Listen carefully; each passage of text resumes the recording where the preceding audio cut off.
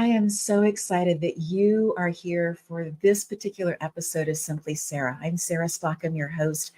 And every single time that we get together, we have somebody that is special comes in to share with you different ways to be able to enlighten, to uplift, to encourage. And today, our person is no different. In fact, this person is an international speaker. He's written books, and we are specifically going to be talking about a summit that's coming up, an Upshift Summit. And you can go to upshiftsummit.com to get more information. But I'm going to bring in Ken right now. Ken Foster, it is such a delight to have you here in studio with us today. Thank you so much for carving out time for this conversation. Well, thank you so much. I'm so happy to be here, Sarah. We're both on the same network here. We're both, We've got shows on the E360 TV network. So it's good to be able to connect with you here on your show. Yeah. Thank you so much. You are excited about this upcoming Upshift Summit, and I would love for you to share a little bit about that. And then we'll start having conversations about how you got to where you are today. Yeah, awesome. Well, before I share too much about the Upshift Summit, I will say that my story was one of wanting to shift consciousness, my own consciousness, for the umpteenth time a couple of years ago. And that led me to a greater place of service. And I thought, how can I be of greater service? And, as soon as I had that thought, I bet it was a week later, a fellow by the name of Adam Hall approached me and said, hey, Ken, I'm doing the Humanities Stream Summit, which was started by Neil Donald Walsh with Conversations with God and Steve Farrell, and who was a Wall Street multi-millionaire at the time. He decided to start doing this.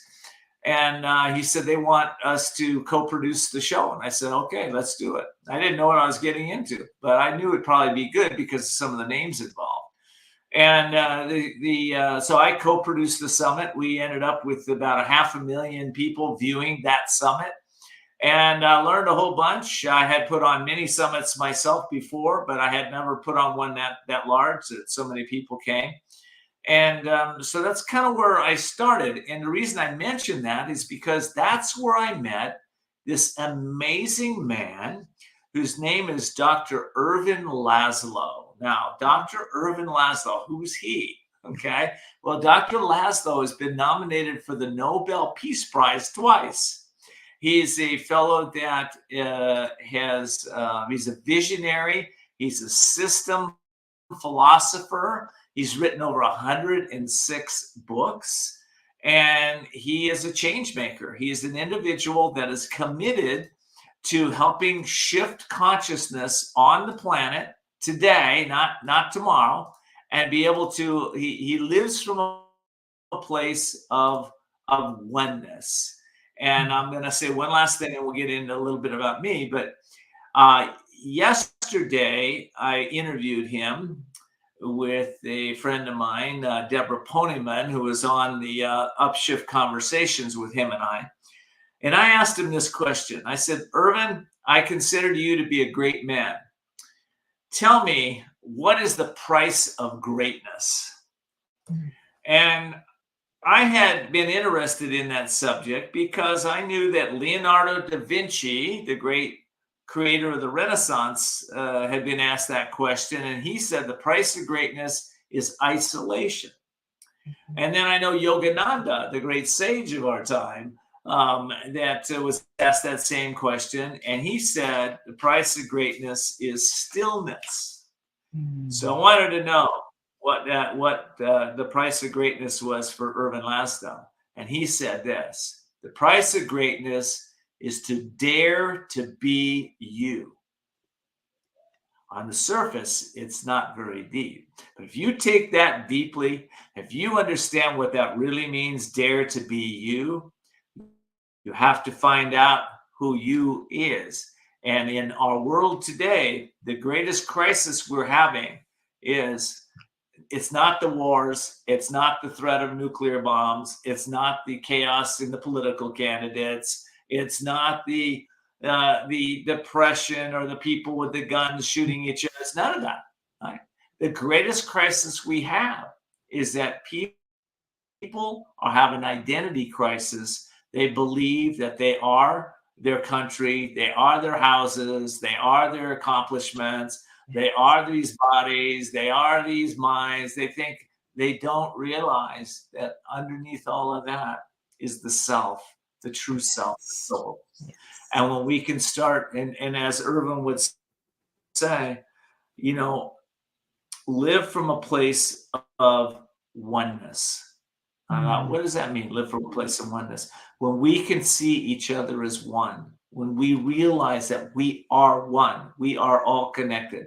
All the science, whether it be the quantum mechanics, quantum physics, string theory, all neuroscience, everything is showing the connection that we all are. And that's the message of this summit that people are going to get to experience. So I'll say this about the summit. The summit has the most profound thinkers in the world on that summit. We have Deepak Chopra on that summit. We have Greg Braden, of course, Dr. Irvin Laszlo. We have Marianne Williamson on that summit. We have Dr. Bruce Lipton on that summit. We have Jude Caravan. We have just the thought leaders that are leading the way and have been leading the way for decades on this summit, giving you their profound wisdom, not more information. If you need information, go Google it. Okay. Right. But if you want wisdom and you want applied wisdom, these are people that have applied wisdom in their world and have shifted their world, that understand the quantum world, understand the physical world, and you're willing to step out of your comfort zone and be open and receptive to something completely new shift for you, stepping into being able to see the unseeable, know the unknowable, and do the impossible. We'll say that again. See the unseeable, know the unknowable, and do the impossible. If you're interested in shifting your consciousness into a oneness consciousness, this is a summit that will do that for you. It's November 1st, 2nd, 3rd, and 4th. And as Sarah was so kindly to say, you can find it at upshiftsummit.com, upshiftsummit.com. All right, that's my prelude to what we're going to do today. Okay. It's a great Sarah, but that was perfect. Just one quick question about the summit. Is this something that people need to travel for? It's going to be in person, or can they all the way around the world can come and be part of it online? Yeah, you'll be able to be part of this online. We will have the speaker schedule up so you know who's speaking when. Excellent. It's we'll have a replay period. So if you can't make it, that's okay. We're designing this as a global summit. It'll be available to approximately 80% of the world's population. It's potential you can come in and listen to it, if not more. I know it's at least 80 right now.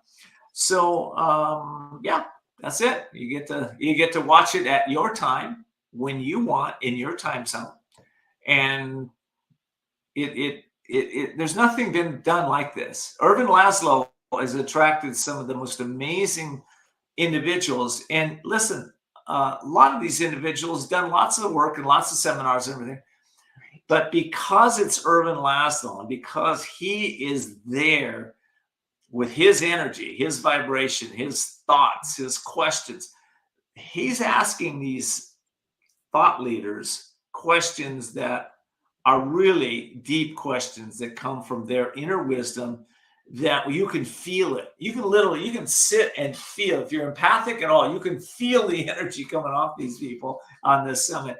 And it's one of those experiences that as you're listening, you feel yourself changing just with the words. Words matter. Words have energy. They have power behind them. And these folks have charisma behind their words. It's powerful. Ken, one of the visions that I have, or the way I see things, is that each of us is part of this celestial orchestra, and each of us has a different vibration. We're a different instrument. And if we aren't playing our instrument, our unique instrument, the symphony is incomplete. And so what you're talking about is discovering who you are, really allowing all of the other pieces that we call our life, right? Whether it happens to be with the neighborhood that we live in, or the clothes that we wear, or the car that we drive, or what our occupation, all those different things. Those are all just layers that we educate ourselves through, but we also just put on. And if we can come to a place of being able to say, no matter where you put me in the globe, this is what I am here to do. That to me is such a powerful place. And you're absolutely right. They have charisma. They have been doing the work. And when you hear their voice, there's something that begins to change on the cellular level, this excitement, the opening up of the possibility. And I'm so excited that you are part of this, that you are helping to make this happen. And I am thrilled that more than 80% of the people on the globe right now are going to be able to tap in and to be able to listen to it. That's so phenomenal. So that leads me to my next question, Ken. How did you get to where you are today? What's your personal story, friend? Well, my story started in 1992. I mean, it started lifetimes ago, but in 1992, in this experience, in this body, I was in counseling, and I was in a lot of pain. I was suffering and relationships. I was running a $200 million organization that I helped start from scratch and making a lot of money, and trying to buy all kinds of things, trying to fulfill myself, trying to be happy, and nothing was working. I was self-medicating on drugs and alcohol and shopping and sex and anything else I could find to try to feel myself, make myself happy. I was in counseling. I thought that was the solution. Been in counseling for about a year at the time, and I started hearing this little voice, and this voice said, "You gotta feel the pain to make the change." What is that? I wrote it on a sticky note, put it on my refrigerator so I wouldn't forget it next time I went to see the counselor. Walked into his office. He's a guy he looks like a Carl Jung. He's got these steel blue eyes, his gray hair, his big chair. He puts me on his couch, and I'm sitting there. And I said, "Doc, heard this voice." And he says, "What's the voice, Ken?" I said, "Well, you gotta feel the pain to make the change." It's a little embarrassed to even tell him that. And he says, "Oh," thought about it for a second. He says, "I can't help you anymore, Ken. You're gonna have to follow that voice." And as I walked out of his office, like perplexed, he wants me Yes. to follow his voice. I thought about, well, okay, what's the most painful thing in my life right now that I don't want to address? And I knew what it was. I didn't want to quit my consumption of alcohol at the time, or my drug use that I was doing. I thought, well, okay, I'll make a phone call today. So I did. I got into recovery that day. Big guy by the name of Jim welcomed me in to the room. He said, "Welcome home." And that changed my life. 1992, everything changed.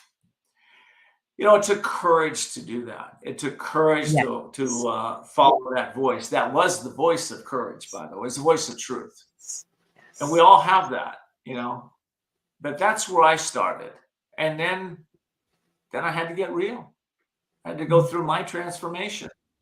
I had to start looking at every area of my life and make peace. Finally made peace with my religion of origin, my family of origin, my nation. I made peace with God. And finally, I made peace with myself. And that was the start. And then I went from there. Yeah. So that's where I started. It's a beautiful Genesis story of being able to say that all these different pieces were in your life, and having started and helping to run, being integrated into a company that's highly successful. and to say, that's great, but I need to know who I am. I need to know my mission, which the pain frequently takes us into that space of us getting to know ourselves. It's not necessarily the happy talk that's out there, because it is hard. It can be incredibly painful, and people around us sometimes don't necessarily support or celebrate the fact that we're doing the hard work. And so, for our listeners out there who are listening in, if you are in that space and feeling like you are doing it alone, know that there are people who are celebrating that you are doing the work, because our families of origin, or the places that we work, or the places that we go to school, don't always have this understanding of that there is something bigger that we are here to do, that we're here called to do. So what do you then do next? What's your next step? Well, I want to address what you said to the audience a little Sure. bit more, and I'll talk about my next steps. There is, today in my time we called it a midlife crisis.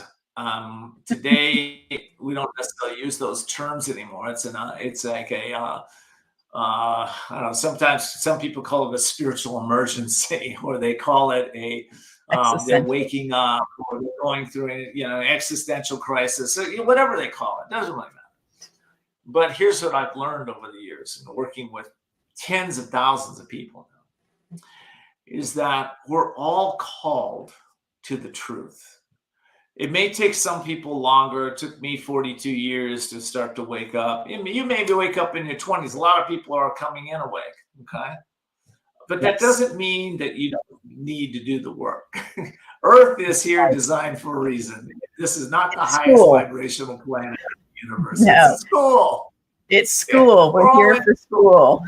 Gosh, I thought I was out of school when I got out of college. I just started in school at that time, but it is a school. And I think that the key is finding a couple things, finding compassion for yourself and realizing, I think like Sarah said, man, listen, we don't have to do this alone.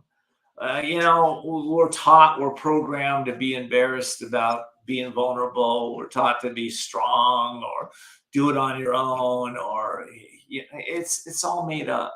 Okay. In fact, most of the stories that most people are telling themselves are made up. So I think one of the key things that I've learned in my life, if this matters to you, is that the thing that's made the biggest change in my life was meditation, like getting still.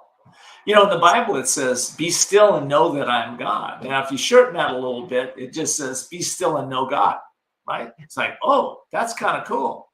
Well, why can't I know God without being still? Well, because you have this brain, you have this mind. And, you have this data bank of thoughts that we're all tuning into, okay? The negative ones and the positive ones. We're tuning into this universe. And I know everybody thinks it's their own thoughts. And, you do have some thoughts that you've programmed into your subconscious mind. But let me tell you, they're very small compared to what you're tapping into.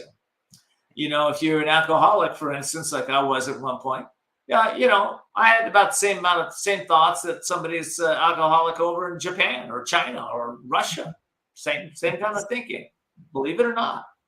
Okay. If you are successful in business, you can take all the business workshops you want, but you'll find out the principles are about the same.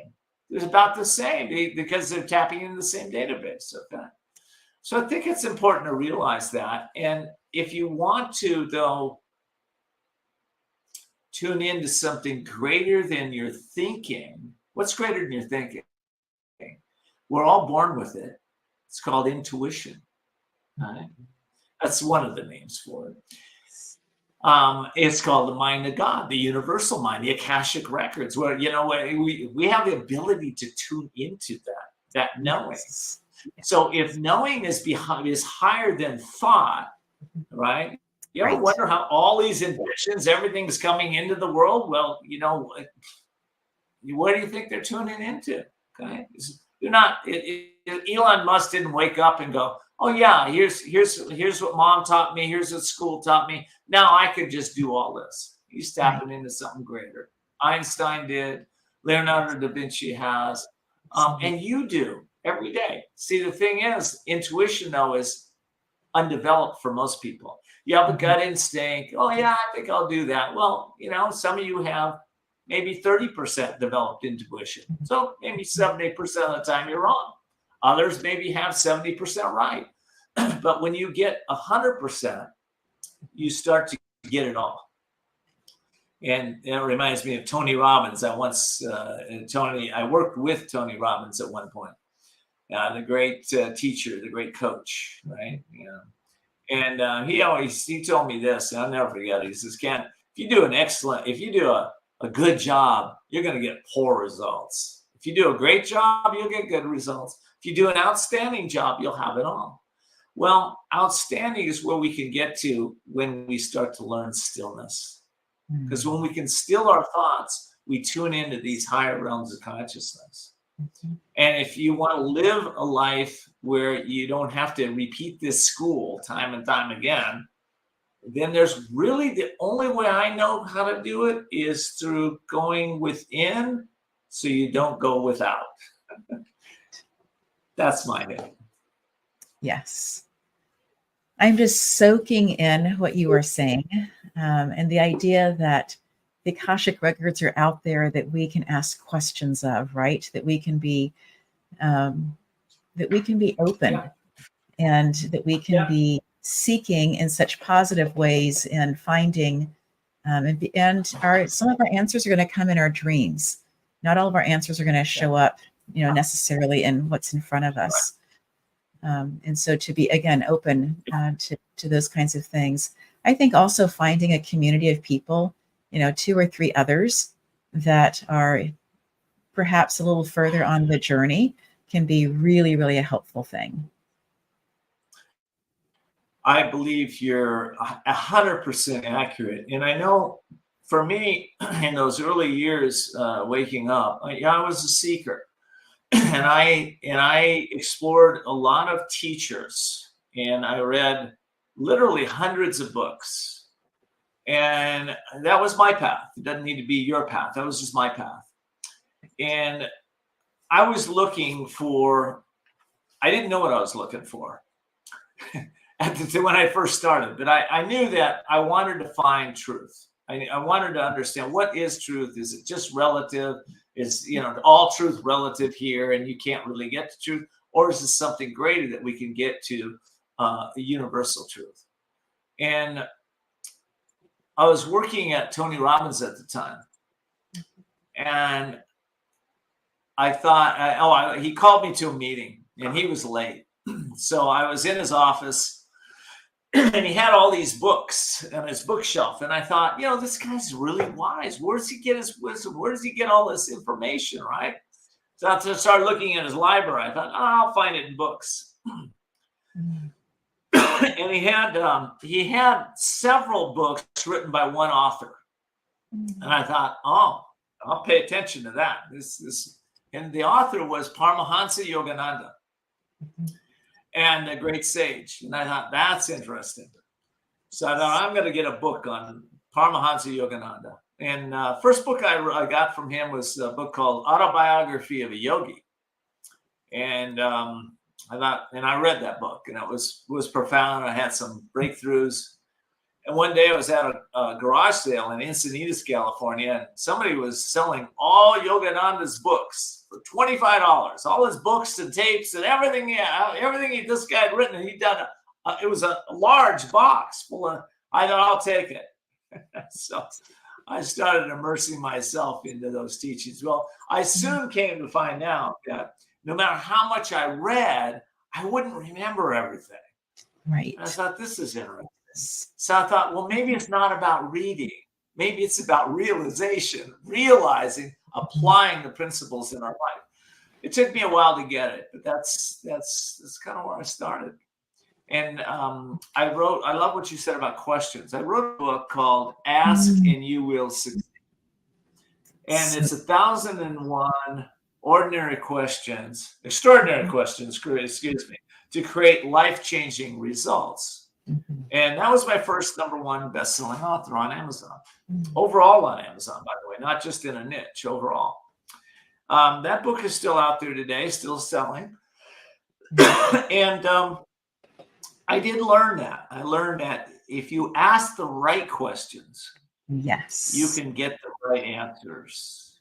And Yes. then if you really understand the questions, if you understand what does a what question do, or a how Mhm. question do, or a when question do, or a why question, what do those questions actually do for the mind? How do they tune into the Akashic records?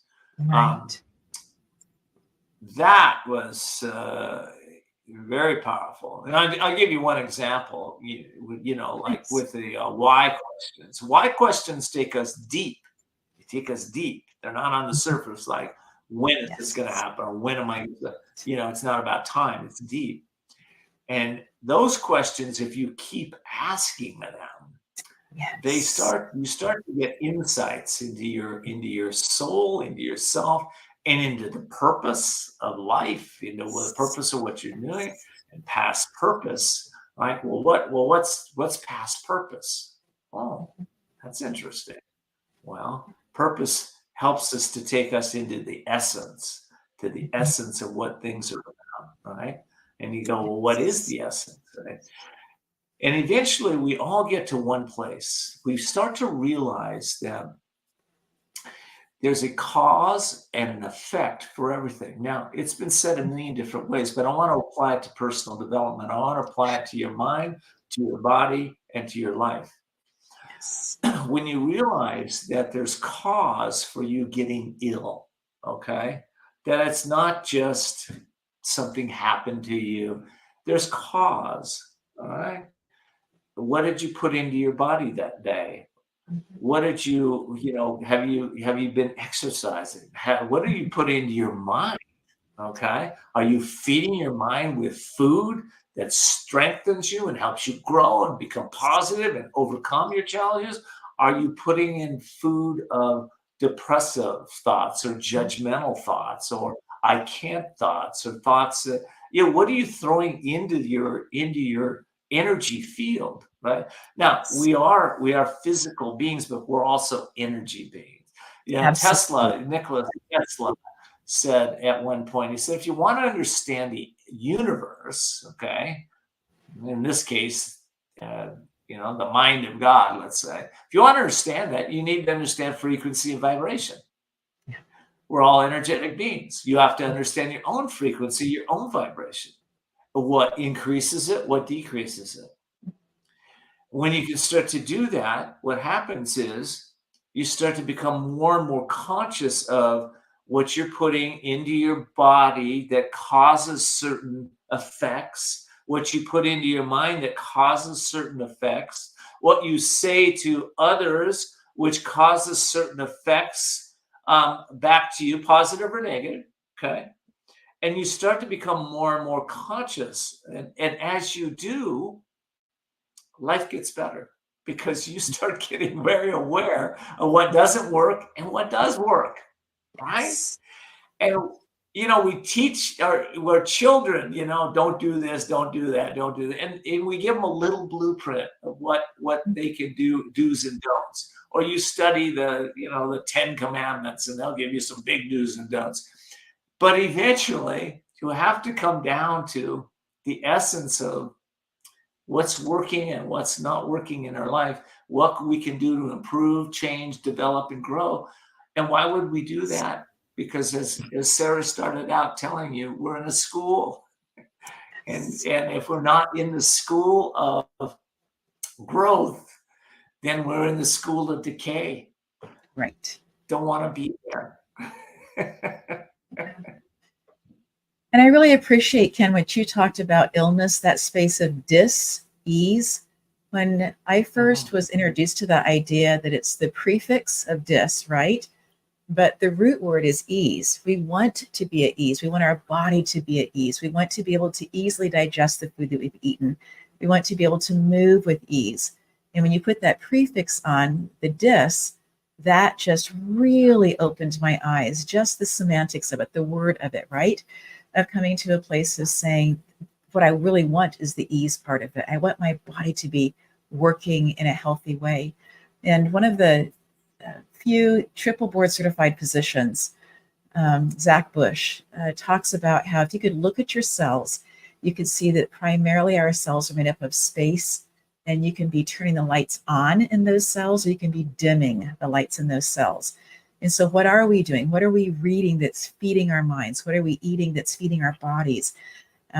What's taking place around us? Are we giving ourselves the space to sleep that we individually need? I just read something recently about how we are really struggling with sleepiness because we're not getting our sleep time in.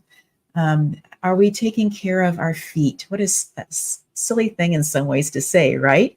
But if we're not taking care of our feet, that's what's carrying us around.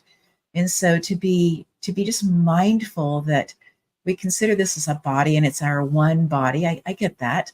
But the body is made up of all these different parts, and the different parts have different needs.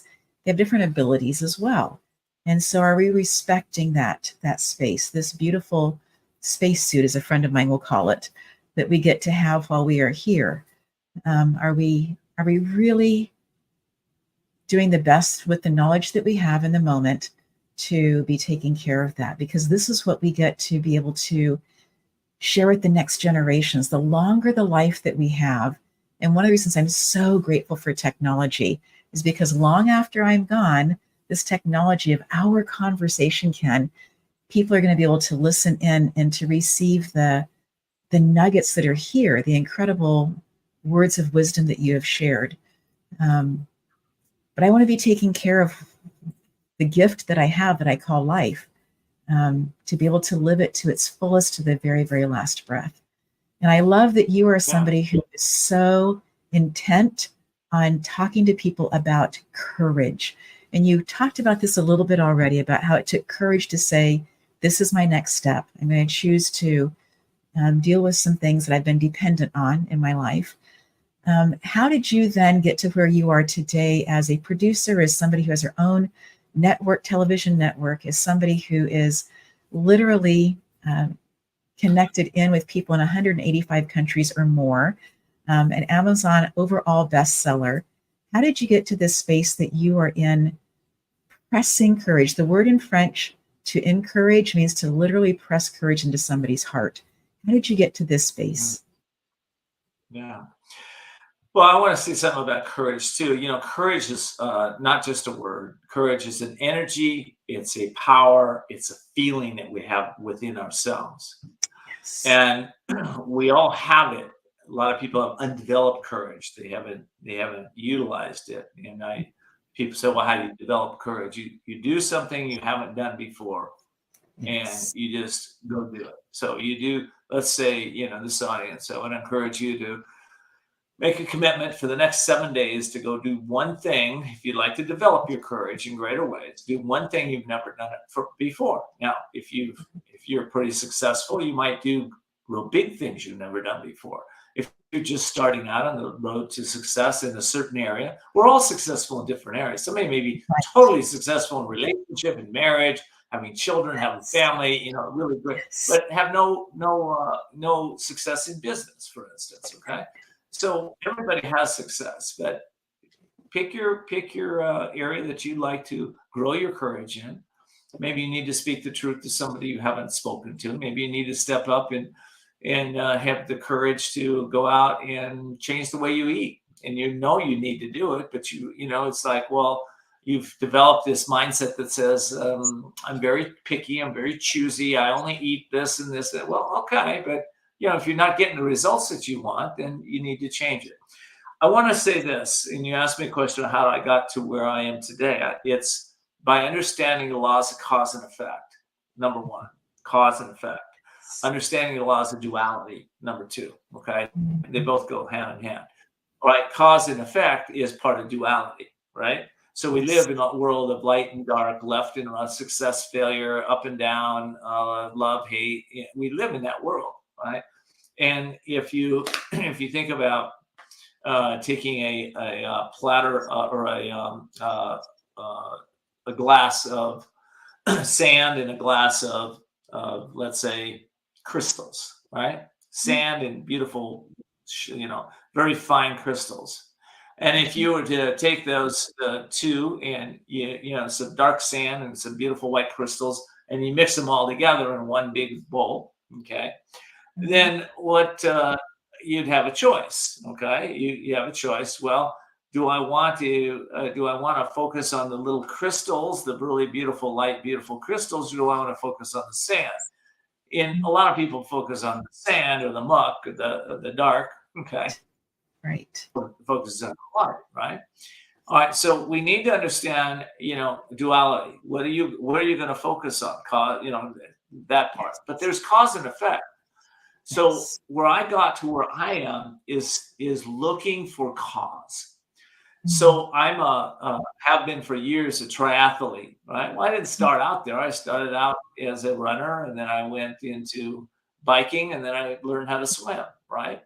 And I knew how to swim, but I didn't know how to swim as a long distance swimmer, as a Right. triathlete needed to. I Very didn't know how to different. do 2 miles. I had to completely change how I swam. Okay. Yes. So, Yes. but I looked at cause and effect, and that's the key. Cause and effect. So I had a cause, like when I started swimming, right? I was a sprinter, right? I was really fast, but that wasn't going to get me 2 miles. Constant. I could sprint for 200 yards, really great, but not 2 miles. So I had to, so that didn't work. There was a cause of it not working, right? I had to get to the cause. I had to learn a technique that helped me to be able to swim 2 miles. Just when I was skiing, I had to learn a technique to get down the mountain as a cyclist. I had to learn techniques to be able to go the distances I needed to go, right? Yes. So, but there were causes all the way along that was showing me, no, I couldn't do this, right? Especially like running, right? You think about running, you think about, I would notice when I'd have pain. I'd notice when my, how my gait was. Did these shoes work? Did the clothes work? Yeah, Right. there was causes for pain. Okay, I guess that's my point.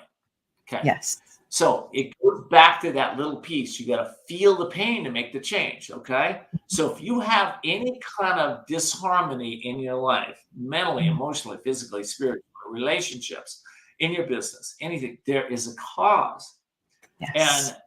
And the number one thing I tell all my coaching clients over the last 30 years or so is slow down to succeed. Slow down, succeed. Slow down. Learn how to meditate.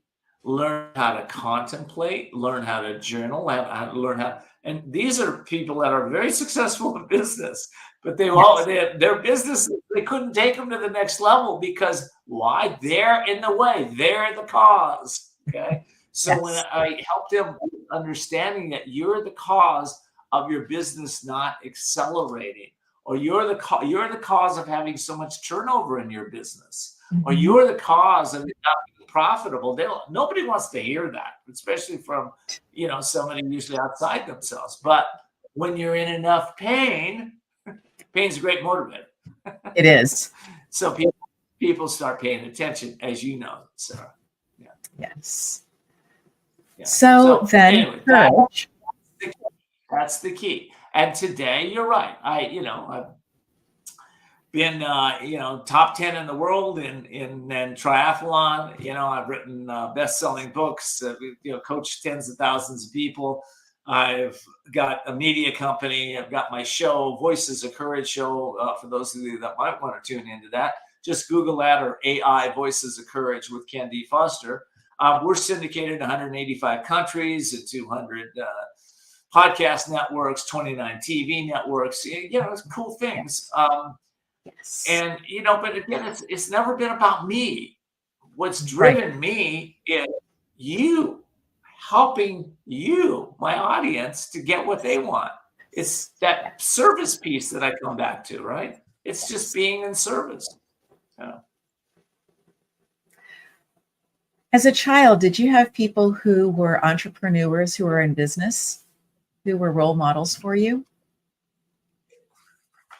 My role models were individuals that all worked for somebody else. Mhm. And my father, bless his heart, a wonderful. I love my dad to death. That his vision for me was to work in a corporation somewhere. Mhm. He said, "Man, Ken, you'd excel in Walmart. You'd excel at McDonald's. You'd excel." That was his mindset, right? Sure. He worked for the state for 44 years, or I think before he retired. My mother worked for the state. I didn't have those role models except for a guy down the street that lived on my street for a couple of years, created a business, and then he went and bought a big new home on the water. And I thought, what does this guy Ooh, do? Right? yeah, What does that's that guy? interesting. Yeah. And then I had a friend in high school. He was living in a beautiful place, and I thought, what does this guy's dad do? And he owned a trucking company. So those things started to register. And I thought, yeah. When I got into college, I was going down a path of being a social worker. My uncle was a social worker. He helped delinquent kids. I thought, I love my uncle. I think that's good. I'm going to do that. But as fate would have it, I started working early in my well, not early, later in my college career in a waterbed store, and I Mhm. saw what they did, and I thought I can do that. Yeah. So I borrowed $10,000 and started a waterbed store, and that was my first business. We grew it to 5 locations and a few $1 million in revenue. And I learned a little bit about that. Then I learned about manufacturing, and then so that's kind of where I started. Do you Yeah. find it easier to be in charge of a media company, or was it easier to be in charge of something that you were doing that was, I would say, hands-on with waterbeds versus media, which Oh, that's a is, great. go ahead.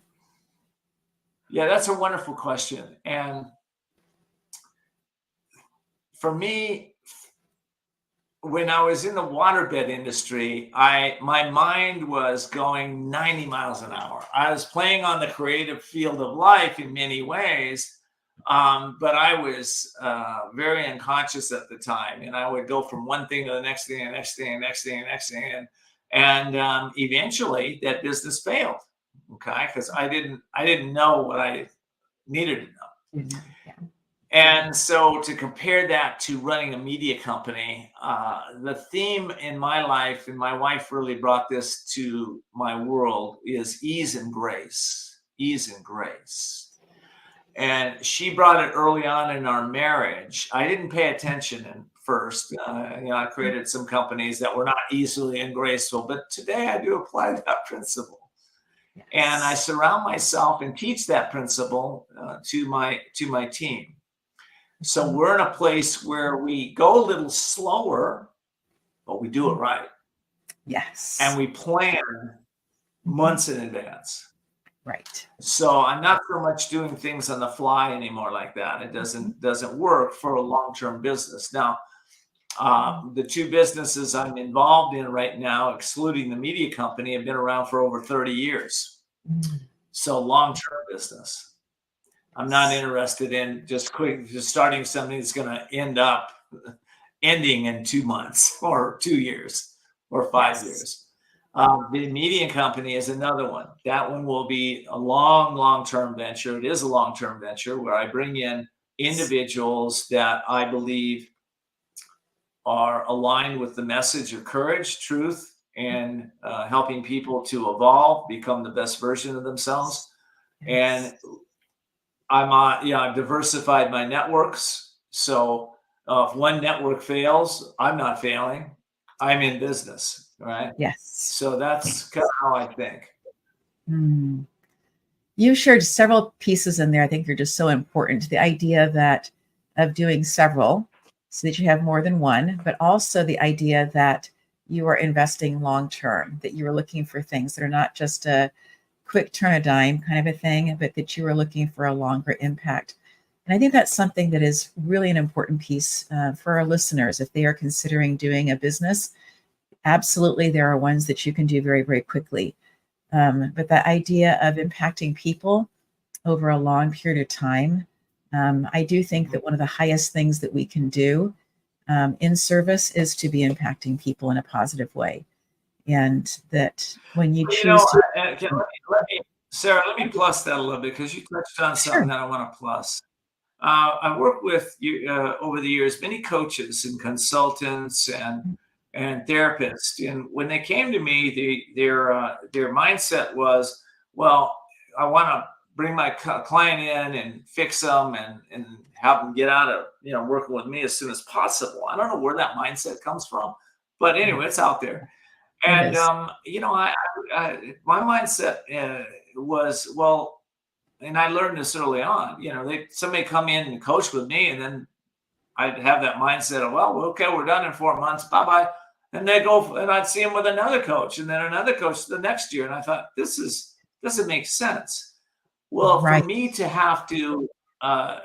me to be able to have long-term clients, I did realize I had to change my mindset around it. And then I had to grow.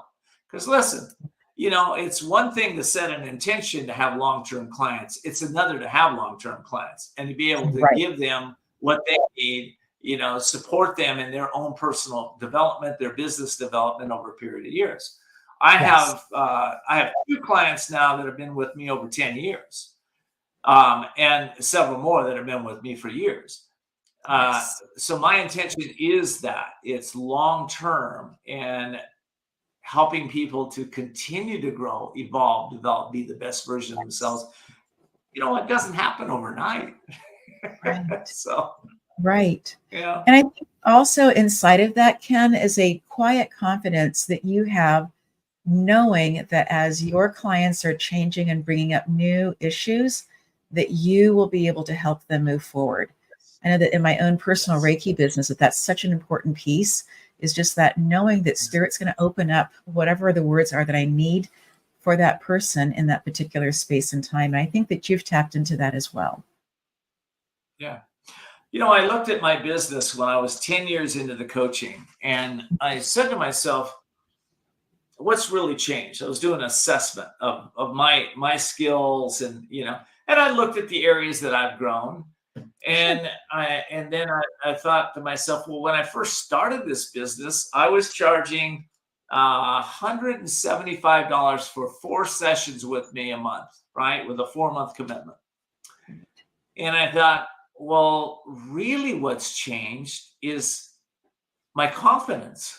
I do deliver a lot of the same, it's not about me. It never has been for me. I help people, I bring out from them what's within them. It's not about me being this teacher all the time, although I do that too. I thought what really changed my confidence to charge differently, right? And I think we all need to do that. We have to kind of look at it and say, well, what is the limitation that I've been putting on myself that's held me here, whether it be in the amount you're charging a business, the amount of employees you have, what your organization looks like, what your relationship with God looks like, what your relationship with your spouse, what is the limitation? And if we just slow down to succeed, just take a few minutes to tune in and get clear with what we want. Well, what do I really want? It's just a simple question. What do I want in my career, in my spiritual life, my health, in my relationships, in my business? What do I want? It's not brain science, but what it is getting out of the programming of the frenetic energy that most people are living their lives on this planet right now. Yes. Taking time to watch a podcast or a show like Sarah's, taking time to get a journal out after the end of this, writing down the insights or through this, the insights that you're getting. And then remember, I talked about realization. It's about applying and realizing the principle in your own life. That's where the change comes. Yes. Yeah. Yeah. And you keep coming back to Yeah. this space of asking questions. And I think that's such an important, powerful place because questions can be empowering. And we don't have to demand that our brain answer them. We can come to a place of just asking that question and giving the brain something to work on. Our brains want to have things to be solving. And so by asking questions, we can be in that space of allowing that to take place. I have been so caught up in our conversation that I have not taken a moment to say thank you to our sponsors. So we're going to do that and we'll be right back.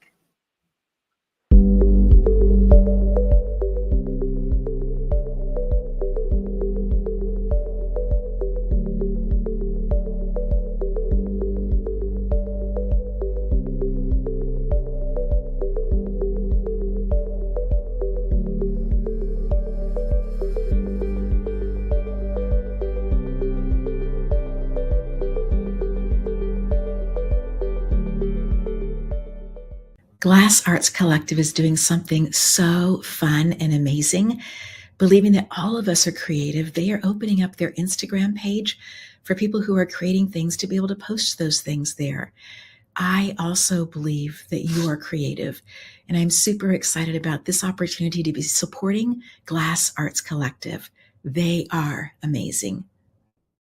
I am so excited about this conversation with Ken Foster. It's just opened my eyes in different ways to so many things about being here on Earth in school.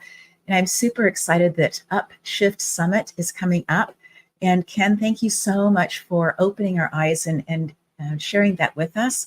I know that this global audience is going to be listening in and coming to that conference, to that summit as well. As we are beginning to come to the end of this particular conversation, I would just love for you to reiterate or share something that you really want to make sure that our listeners are walking away with, perhaps that idea for them to be journaling about when this episode is done. Well, I love that. I'd like to contribute a couple thoughts to you Yes. as an audience that'll really upshift you. When I go to bed at night, prior to retiring, I ask 3 questions, which I encourage you to ask. What worked today? What did not work today? And what am I committed to improving tomorrow? What worked today? What did not work today? And what am I improving tomorrow? Prior to going to bed, I also meditate. And after I meditate, I set my intention to sleep well and to wake up feeling alert, alive, and optimistic. Okay, I set my intention, right? Before I go to bed. Yes. Set my intention to have great dreams, wonderful dreams, right? Revealing dreams, if that's what you do. Yes. When I wake up in the morning, when my eyes just barely open, I go to gratitude. Yes. Every morning, I go to gratitude. Gratitude is an energy, it's a vibration, it's a power, it's a presence within you. And when you can start to train your mind to start your day that way, you're going to start your day in a high energetic vibrational space. After that, after I wake up, I meditate again. I meditate. I go to stillness. All right. After stillness, then I plan my day. All right. So I just wanted to give you that little tip. You don't have to follow my formula exactly, but we can have brilliant lives. We can take our lives to the next level. We can upshift our consciousness. And then the last tip I want to give you is what Sarah said over and over again. You don't have to do it alone. You can get someone like Sarah to work with you. You can go to my website, kendfoster.com, get a complimentary session with me, see if we're a match. But you don't have to do it alone.